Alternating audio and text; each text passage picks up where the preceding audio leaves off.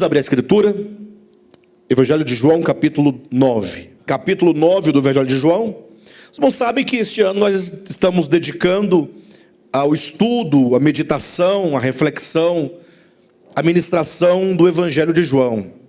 Nós estamos no mês de agosto, em meados de agosto, e nós estamos também aqui já no capítulo 9 desse Evangelho. Um Evangelho rico, um Evangelho orgânico, que muito nos tem ensinado acerca de Cristo, acerca da sua vontade. E hoje, mais uma vez, eu peço a extrema atenção de todos, porque nós vamos falar de algo muito importante. Amém? Baseado aqui no Evangelho de João, capítulo 9, a cura de um cego de nascença. Diz assim o texto: caminhando Jesus, viu um homem cego de nascença. E seus discípulos perguntaram: mestre, quem pecou, este ou seus pais, para que nascesse cego? Respondeu Jesus: nem ele pecou, nem seus pais, mas foi assim para que se manifestem nele as obras de Deus.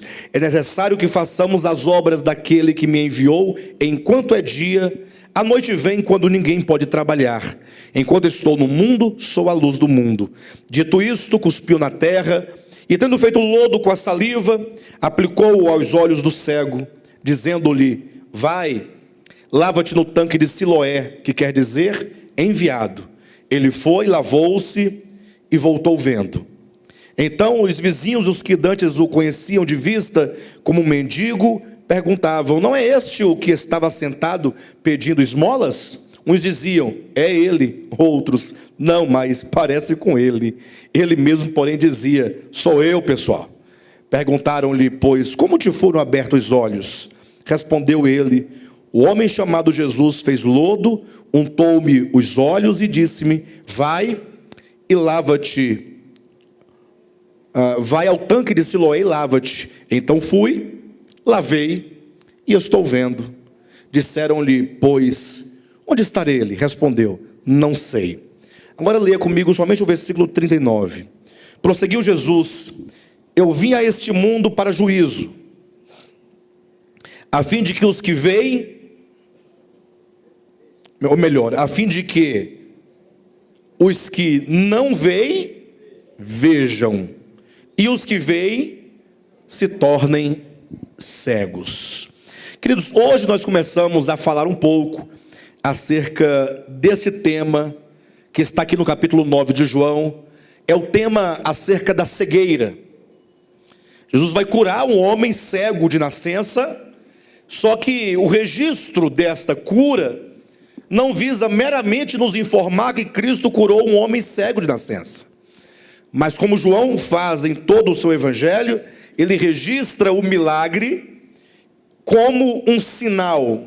Ou seja, ele traz o milagre registrado para nos servir de uma mensagem, para que nós possamos compreender alguma verdade acerca de Cristo, que está ali explícita, ou melhor, que está ali implícita na cura, naquele milagre realizado. Quando o milagre é visto como um sinal, então aquele milagre, ele não somente é um milagre que aconteceu num dado tempo da história, com determinada pessoa, mas se é sinal, aquele milagre, ele passa a representar verdades ou realidades espirituais. Razão porque após cada um dos milagres que João registra, segue-se então uma mensagem de Cristo. Cristo toma daquele milagre, uma vez que ele vai ministrar acerca daquele assunto, ele transforma, portanto, o milagre em um sinal, para que aquele milagre ele nos ensine algo, e portanto o milagre não se acaba, não se esgota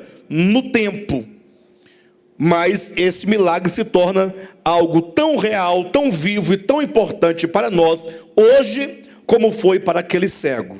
E como eu não tenho como fazer uma abordagem exaustiva desse tema, hoje eu pretendo aqui começar a falar acerca desse assunto, e nos próximos domingos nós vamos também continuando acerca dessa questão da cegueira.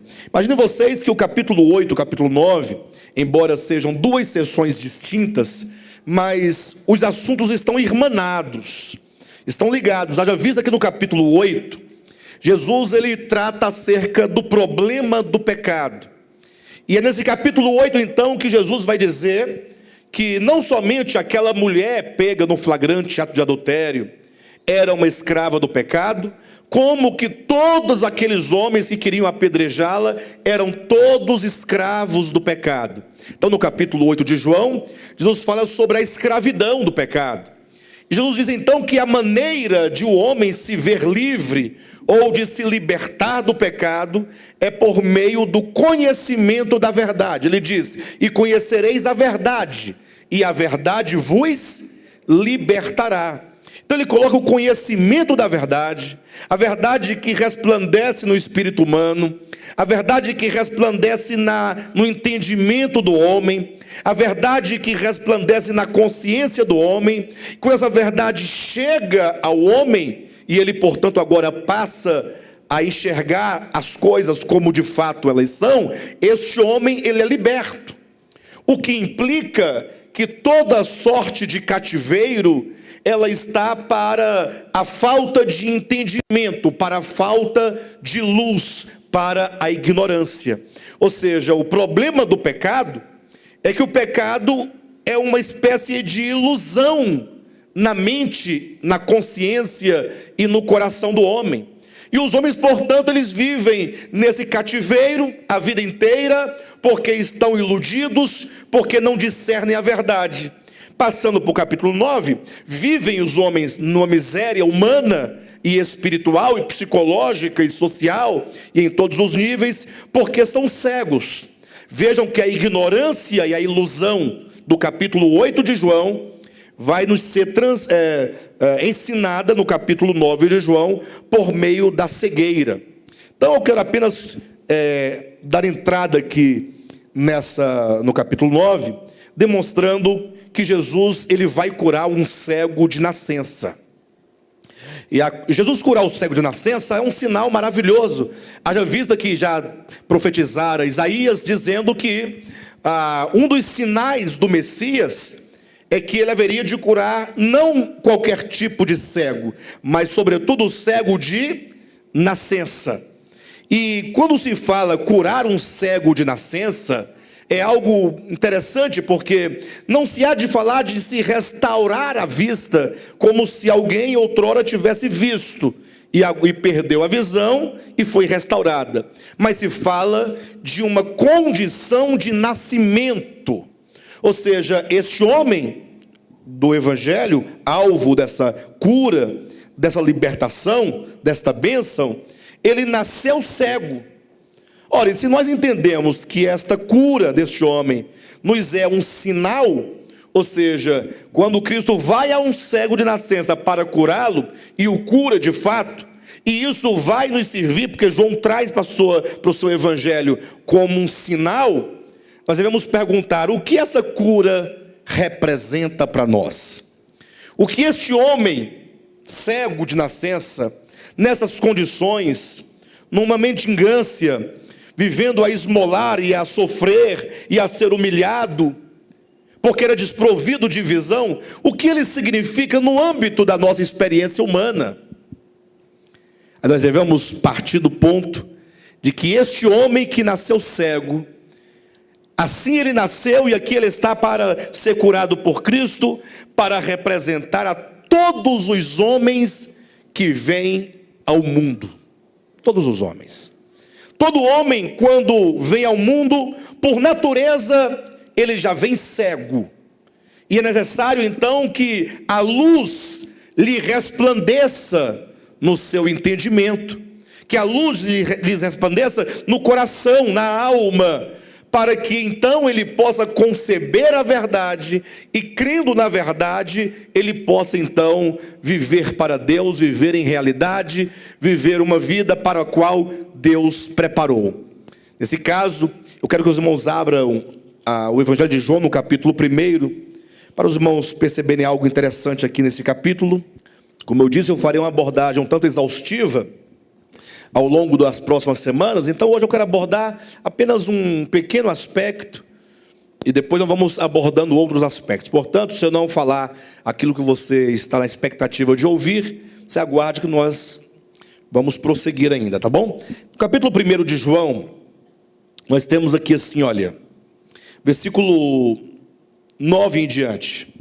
A saber, a verdadeira luz que vinda ao mundo ilumina a todo homem. O verbo estava no mundo, o mundo foi feito por intermédio dele, mas o mundo não o conheceu. Veio para o que era seu e os seus não o receberam, mas a todos quantos o receberam, deu-lhes o poder de serem feitos filhos de Deus, a saber, aos que creem no seu nome, os quais não nasceram do sangue, nem da vontade da carne, nem da vontade do homem, mas de Deus. Interessante, essa versão que eu estou lendo aqui, é a versão revista e atualizada. Ela diz no versículo 9, a saber, a verdadeira luz que vinda ao mundo ilumina todo homem. Agora, na versão de alguns aqui, que é a versão corrigida, talvez vocês encontrem a seguinte versão aqui no versículo 9. A saber, a verdadeira luz que ilumina a todo homem que vem ao mundo. Alguém tem essa versão aí? A luz que ilumina todo homem que vem ao mundo? Sim ou não? Muito bem. Então, essa versão, que é a revista e corrigida, ela é a versão que mais traz o sentido do que o capítulo 1 todo está dizendo. Ou seja, todos os homens que vêm ao mundo, eles vêm em trevas. Mas há uma luz que ilumina a todo homem que vem ao mundo. E obviamente nós temos aqui o primeiro problema, que é as trevas da própria ignorância natural daquele que vem ao mundo. Porque o homem, quando vem ao mundo, ele vem como uma criança, e portanto ele vem num estado de inocência. Ele vem em trevas, mas as trevas naturais da própria ignorância da sua infância. Então ele vem, quando nasce um bebezinho, ele não tem ainda o discernimento das coisas. Ele não conhece ainda o bem, o mal, a luz, as trevas, né, o Deus e o maligno. Ele não sabe ainda discernir a vida. Ele não tem ainda nenhum tipo de responsabilidade sobre nada que ele possa fazer. Tampouco ele tem condições de assumir responsabilidades e decisões. Então o homem, quando vem ao mundo, ele vem na sua própria ignorância. Entretanto, quando ele começa a se despertar para a sua própria existência, quando o homem olha para si mesmo enquanto ser humano, que ele começa a se perceber como alguém, porque o bebezinho, quando nasce, por mais que ele tenha fome, tenha frio, tenha sede, tenha alegria, ele ainda não se percebe como um ser, como um indivíduo. Ele está ali, ainda talvez muito instintivamente procurando o leite, chorando porque está com fome, porque fez xixi, fez cocô, porque está sentindo uma dor, mas ele ainda não se deu por conta de que ele é um ser no mundo. Mas de acordo com a idade vai passando, vem então a tenra idade, e aí ele começa a se perceber, ele começa a inclusive a conversar com as pessoas, ele começa a interagir, é quando ele começa a se perceber como alguém, e ele começa a ver a mãe como o outro, ele vê o pai como o outro, ele começa a ver outras pessoas. Quando ele começa então a ganhar um pouco de entendimento acerca de si mesmo e acerca do mundo, ele começa a entrar num estágio de educação, ele começa a ser educado. E qual é o primeiro instrumento que nos educa? Ou quem são as pessoas com quem nós nos deparamos imediatamente para começar a nossa educação? Não são nossos pais? Nossa família? E depois tem o quê? Depois tem a igreja, não é? Para quem vai à igreja. Ou tem a igreja católica, se for católico, igreja evangélica, se for evangélico, centro espírita, se a família for espírita, centro de macumba, se a pessoa for macumbeiro, vai lá para o templo budista, se a família for budista, e assim cada um vai para o seu meio. Então tem a família, tem a igreja, tem a escola, não é isso?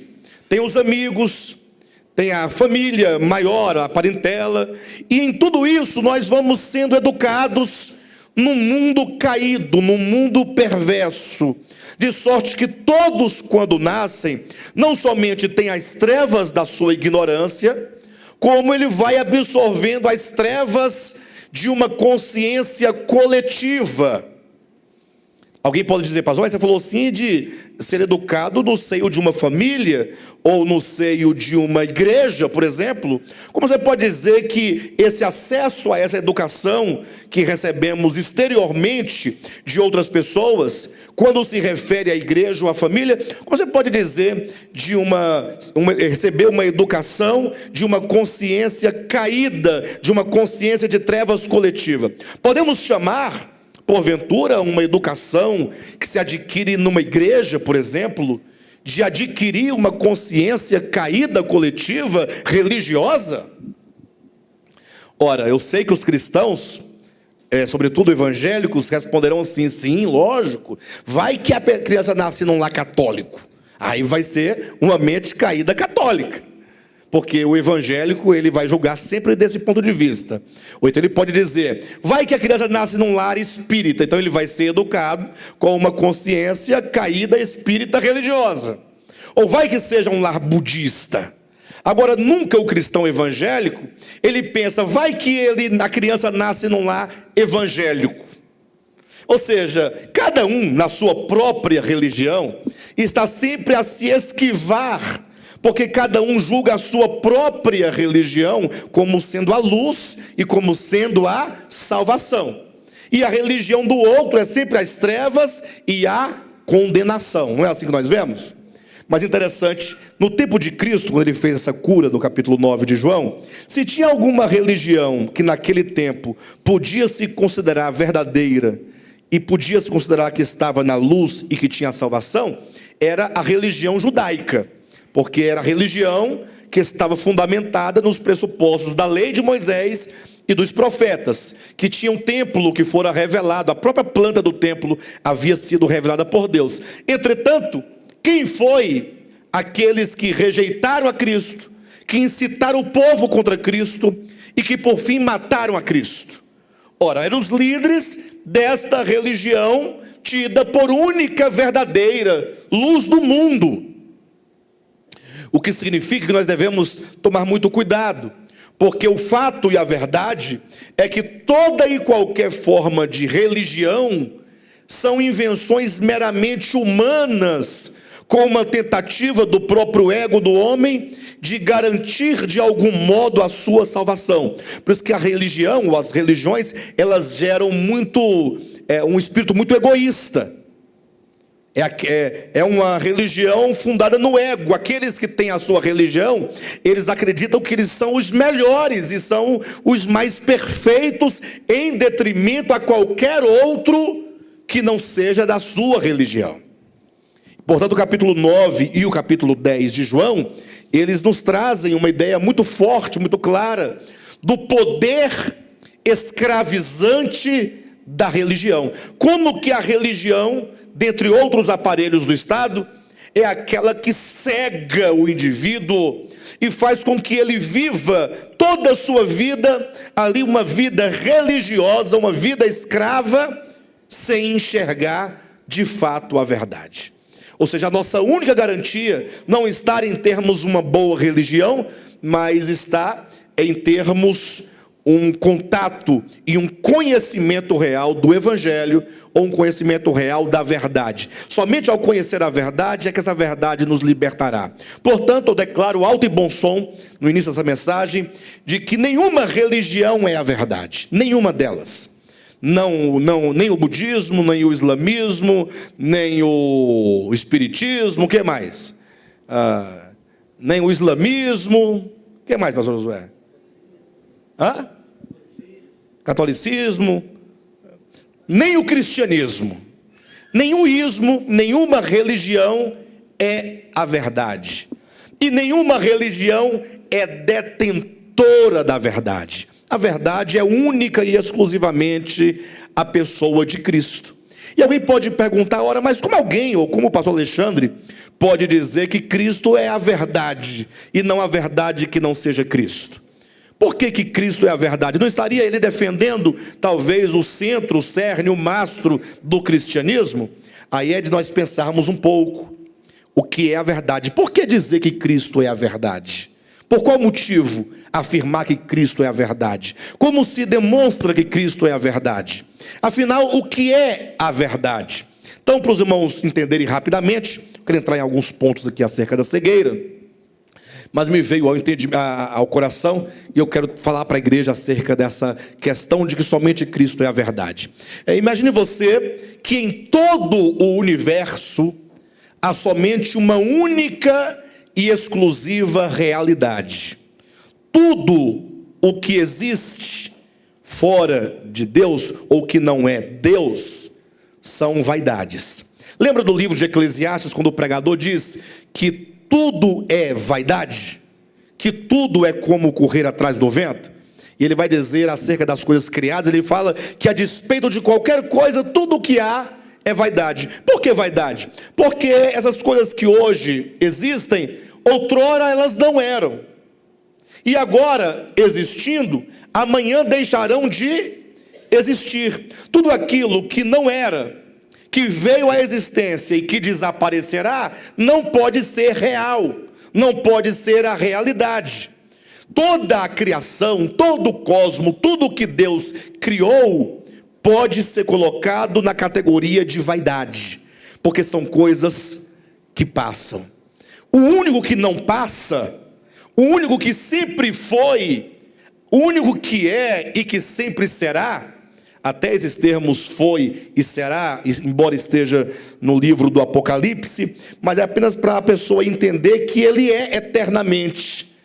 Na verdade, deveríamos dizer simplesmente que o único que é Deus, porque Deus não foi criado, Deus não veio à existência a partir de algo, ele simplesmente é. Quando Moisés perguntou para ele, qual é o teu nome? Ele disse, diga ao povo de Israel que o eu sou te enviou.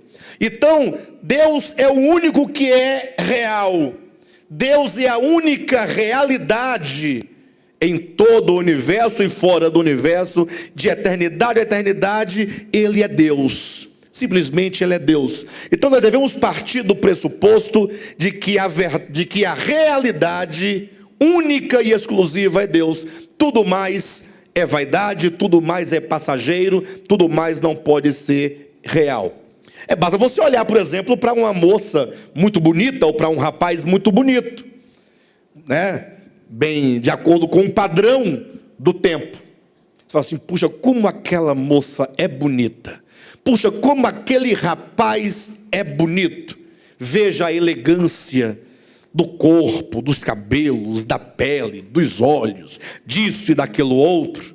Aí eu pergunto, quanto tempo vai durar esta beleza? Quanto tempo? Pode-se dizer que aquela pessoa é bonita? Não, ela está bonita. Porque com o tempo, aquela beleza vai minguando, aí vai murchando, até essa pessoa viver muito e for uma pessoa pobre, vai ficar igual um maracujá. Se ela tiver um pouco mais de dinheiro que os outros, vai ficar um maracujá esticado, assim, cara de boneco. Tem uma senhora na televisão, não vou falar o nome porque não é legal, mas todo dia de manhã ela está na televisão, falando de bolo, de pão, dessas coisas, né? Já viram como é que está o rosto da bichinha, tadinha? Tô com pena dela. Rosirene, ela está assim, ó. Gente, ela não ri mais. Tá tudo. Quer dizer, ela está conseguindo ser um maracujá, né? Tá velhinha, bichinha, tá para ir embora. Ela vai assim, mas vai. Mas não tem jeito. Por fim, até aquele que morre jovem e bonito, a terra vai comer. De dentro do próprio homem sairão os gusanos, os vermes. A barriga vai ficando assim um pouco estufada, porque eles vão proliferando lá dentro, vão enchendo. Aí fica primeiramente um pouco verde, esverdeada, vai aumentando, vai crescendo, porque eles vão se multiplicando lá dentro. Vai ficando bem lisinha, a pele lisa, lustrosa, até que uma hora rompe. Aí quando faz o aí os bichos já estão comendo tudo por dentro. Então, tudo isso é o quê? vaidade. Isso passa. Deus não. Ele é a vida eterna. Ele é. Sem princípio de dia e sem fim de existência. A vida pungente que a tudo traz a existência, que a tudo alimenta, que a tudo sustenta. Deus é maravilhoso. Ele é a realidade. E esse Deus que é essa realidade absoluta, não pode ser visto por homem algum. Diz o apóstolo Paulo que esse Deus é o Deus invisível. Ele próprio vai dizer também em 1 Timóteo capítulo 6, aquele que habita em luz inacessível, que homem algum jamais viu, nem é capaz de ver. Então esse Deus está para além da capacidade humana de conhecê-lo, de vê-lo, de saber quem ele é. Então, deste modo, o homem estaria fadado eternamente a não saber quem é Deus. Ah, mas aí podia vir Moisés, podia vir depois, sei lá, Davi, podia vir quem viesse. Nenhum desses viu a Deus e nenhum desses poderia dizer exatamente como é Deus. Tanto é verdade que os escritos do Antigo Testamento são chamados pelo Novo Testamento de sombras. Olha, a própria Escritura, não eu, diz que a lei era sombra de bens vindouros. E como é que é uma sombra? Imagine só se eu pudesse, se tivesse eu de conhecer alguém somente pela sua sombra. Imagine só você ia se casar com uma pessoa, pensa a irmã Vera, vai se casar com uma pessoa, e aí vai conhecer a pessoa pela sombra. Vê tão somente uma sombra. Tinha dia que a Vera ia ver a sombra estava bem grandona, né? Magrinha. No outro dia ia lá, no outro horário, a sombra estava baixinha, gordinha. Aí o que aconteceu? A outra pessoa não é a mesma, porque depende da posição da luz, da distância, a sombra alarga, aumenta, diminui, deturpa. A Vera nunca poderia saber como era a voz da pessoa, porque só tem a sombra. Não poderia saber a cor, o cheiro, os sentimentos, os olhos. Teria como ela ter um conhecimento de uma pessoa somente pela sombra? Sim ou não? Então, se o Antigo Testamento, enquanto os escritos de Moisés, explicados posteriormente pelos profetas, são sombra de bens vindouros, como o homem poderia conhecer a Deus por meio de uma sombra? Então nós estaríamos fadados, mesmo que viesse Moisés, Isaac, Jacó, Bartolomeu, qualquer nome que você quiser dar, não resolveria o nosso problema. E como homem nenhum jamais viu a Deus, nem é capaz de ver, como nós faríamos para poder saber quem é Deus? Deus então falou, não, eu vou até vocês, eu vou enviar o meu filho. Aí ele envia o filho amado, ele envia o Cristo de Deus, que se faz homem, na pessoa de Jesus de Nazaré. E é este homem, Jesus de Nazaré, que vai dizer assim, olha, eu sou o caminho, eu sou a verdade, eu sou a vida. Ele é a verdade. Agora, por que Cristo diz eu sou a verdade? Eu sei que a realidade é Deus. Agora, o que é a verdade? E por que Cristo é a verdade? Então imagine você que a verdade podemos definir da seguinte maneira, para você entender por que Cristo é a verdade. A verdade é o entendimento, o conhecimento que você tem acerca da realidade. Se aquilo que você pensa acerca da realidade estiver correto, você tem ou concebeu a verdade. Do contrário, você não tem a verdade. Pastor, mas como é que alguém pode ter essa concepção da realidade se ninguém jamais viu a Deus? Aí você olha para Jesus Cristo, ele diz assim, olha, eu sou a exata imagem do Pai. Se você olhar para mim, para o meu viver, para as minhas palavras, para os meus ensinamentos, para os meus relacionamentos, você verá exatamente quem é o Pai. E portanto você terá um conhecimento acerca da realidade. Aquilo que expressa exatamente a realidade diante de meus olhos é a verdade. A verdade é o próprio conceito correto acerca de Deus. E, portanto, Cristo, ele é o conceito encarnado de Deus. Ele é o conceito vivo de Deus. Quem é Deus? É Cristo. Por isso ele diz, no princípio era a palavra. Não é a palavra que explica, não é a palavra que define, não é a palavra que comunica. Cristo, enquanto a palavra de Deus, é aquele que explica Deus, que comunica Deus, que define Deus aos homens.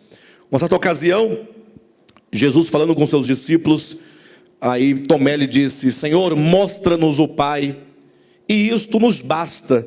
E Jesus respondeu: Filipe, há tanto tempo eu estou convosco, e não me tendes conhecido? Quem me vê a mim, vê o Pai. Ele não está dizendo nada de trindade aqui nesse texto. No texto de João 14, ele não está querendo trazer conceito de trindade. Ele quer dizer, eu sou a exata expressão do Pai. É isso que Paulo vai dizer em Colossenses capítulo 1, versículo 13. Cristo é a exata expressão do Pai. Então eu concebo a realidade que é Deus por meio da verdade que é Cristo. E se portanto o meu coração ele for iluminado com essa pessoa bendita que é o Filho de Deus, Cristo enquanto a luz é aquele que vem à minha consciência, ao meu coração e me ilumina com respeito ao Evangelho. O Evangelho não está simplesmente para ser pregado por mim, ou por você, ou por quem quer que seja, para você tentar convencer o outro de alguma coisa. Sim, o Evangelho é uma mensagem que está escrita e deve sim ser anunciada, mas sobretudo o Evangelho é o próprio Cristo como luz que resplandece no coração e na consciência de todo homem que vem ao mundo. Todo homem que vem ao mundo é iluminado por essa luz. João capítulo 1, versículo 9. A verdadeira luz que ilumina a todo homem que vem ao mundo. Quando essa luz resplandece, atenção, quando essa luz resplandece, você pode ter vários tipos de atitudes diante dessa luz. Vários tipos de atitudes. Eu sei que alguns vão dizer assim, pastor, mas o homem não pode escolher crer ou não crer em Jesus. É a linha calvinista, né, de pensamento, a linha da eleição, da predestinação. Mas eu não quero me deter essas coisas com vocês, não. Eu quero me deter na simplicidade dos ensinamentos de Jesus Cristo. Tá ok? Eu quero que você entenda simplesmente aquilo que Cristo diz de maneira simples, como ele próprio vai dizer lá em João, no capítulo 8. Lembra quando levaram a mulher pega no flagrante ato de adultério? E Cristo então falou assim para aquela mulher e para aqueles homens todos, falou assim, olha, qual dentre vós que não tem pecado, atire a primeira pedra. O que a Bíblia diz acerca daquele momento?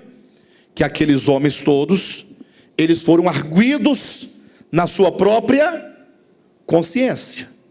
Ou seja, num dado momento, na sua consciência, a luz brilhou e eles se viram como pecadores.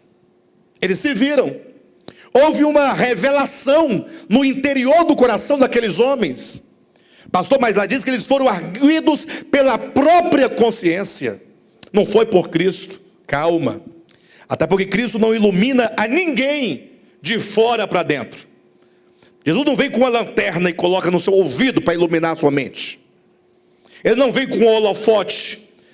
Toda luz, quando resplandece no âmbito da revelação acerca de Deus, só pode resplandecer dentro do homem. E diz a Bíblia que eles foram arguidos na própria consciência, de modo que eles se viram como pecadores. Todos eles. E quando eles se viram, quando o homem se vê como pecador, quando ele se percebe como um pecador, qual deveria ser a reação deste homem? Qual deveria ser? Ora, se o homem se vê como um pecador, ele deveria clamar por perdão. Mas diz o texto de João 8, que foram saindo um a um, foram se retirando da presença da luz, que é Cristo. A começar pelos mais velhos, todos saíram da presença dele. Então logo ficou somente Jesus e a mulher.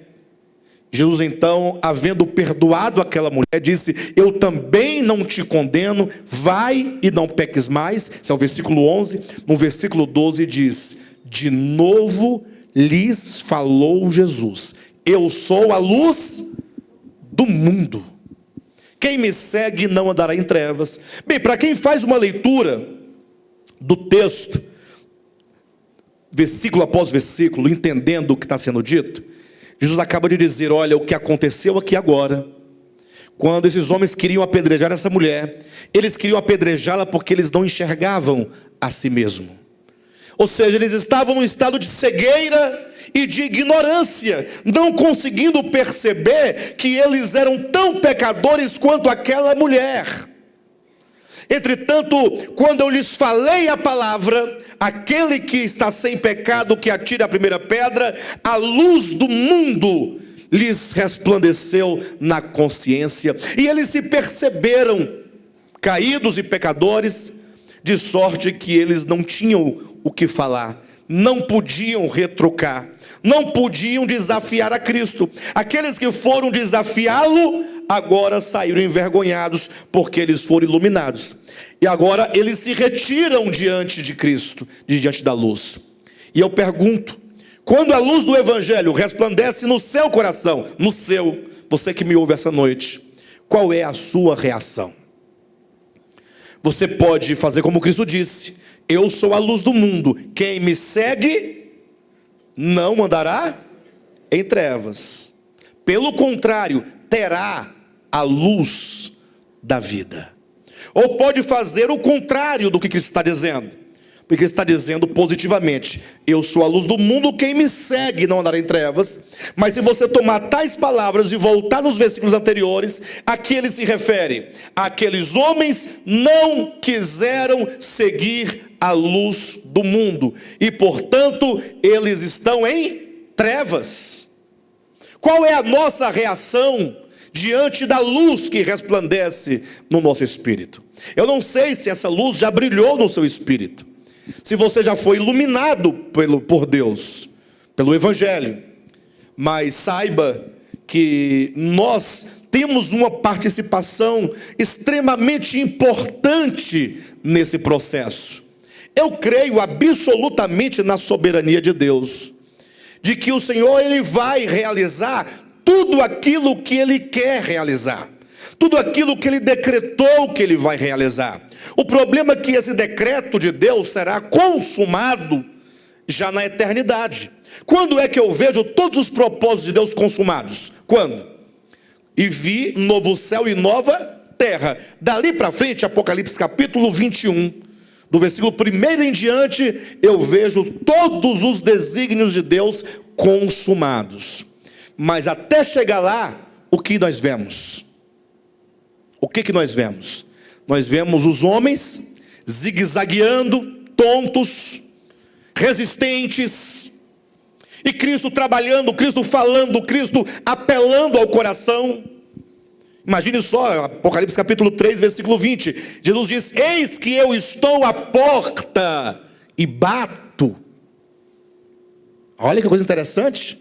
Mas não é batendo a porta do coração do incrédulo, ainda que ele possa também estar batendo a porta do coração do incrédulo. Mas Apocalipse 3, 20 fala da igreja em Laodiceia, e portanto da igreja do tempo presente. E Cristo dizendo a esta igreja, Ele diz: eis que eu estou à porta e bato. A porta do coração da igreja do século 21, batendo a porta do coração do Alexandre, batendo a porta do coração da irmã Edna, batendo a porta do coração do Gilmar, da Manu, que está aqui na minha frente. Cristo batendo a porta do coração do Alain, imagine só. Até na porta do coração do Alain Ele bate. do pastor Moisés, do Vladimir, da Vera, o nome de todos aqui, né? Mas não vou lembrar. Eu sei o nome, mas não vem. Eu quero falar seu nome, mas não vem na minha cabeça. Cristo dizendo: eu estou à porta e bato. Se alguém ouvir a minha voz e abrir a porta. Ou seja, nós temos ou não uma participação nesse processo.